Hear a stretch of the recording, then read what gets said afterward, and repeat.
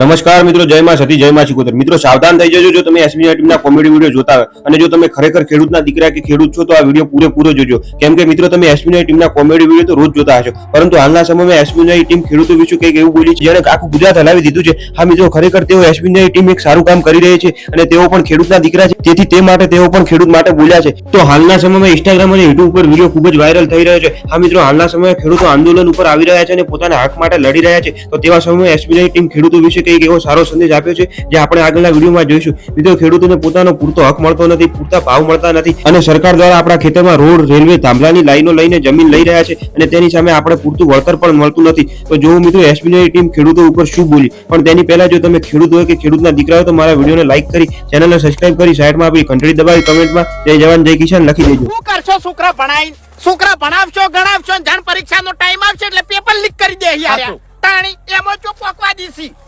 બધી વાતે ગરીબોનો જ મરો છે। મફુજીએ કીધું બરાબર છે, અનાજ વાપવાનું બંધ કરી નાખાય। આપણા ઘર પૂરતું ખાલી અનાજ વાપવાનું, એના ઘર સુધી અનાજ નહીં જાય એટલે અહીંયા ખેડૂતની કિંમત નહીં થાય લ્યા। પછી કગરતા નહીં આવે આપણને। અરે તમારી વાત સાચી, પણ ફૂમતે જેવા પછી વેચાવશી તો સોને મોને મારો એને દાખલો આલ્યો છે, બાકી મારા જેવા હોય છે હું બંધ કરું ની તો હરીજી તમારા જેવા તને વેચાવી લ્યા, એટલે પછી કરવાનું છું આપણે। પણ હવે આપણે વેકવા જવાની જરૂર જ નહીં, જેમ કે વેકે એવું આપણે વાવવાનું નહીં। આપણને ખબર છે 4 કોથળા આપણે બાજરી ચાલી રહેશે, 4 કોથળા ઘઉં ચાલી રહેશે, તો એટલું જ વાવેતર આપણે કરવાનું છે। અને આટલું વાવેતર કરે તો પછી એના બુદ્ધિ ચોથી અનાજ પોકે કોહડ, અને અનાજ નહીં પોકે ને અનાજની અસતની ખબર પડશે ને તાણે ખેડૂતની કિંમત થાય, અને ખરેખર ખેડૂતની કિંમત થાય તાણે જ આ વાતની આપણે ખમાન મજા થાય, ન કે આ વાતની આપણે કોઈ દાડો ખમાન મજા થાય નહીં। હાડો એકતા કરવા આવે।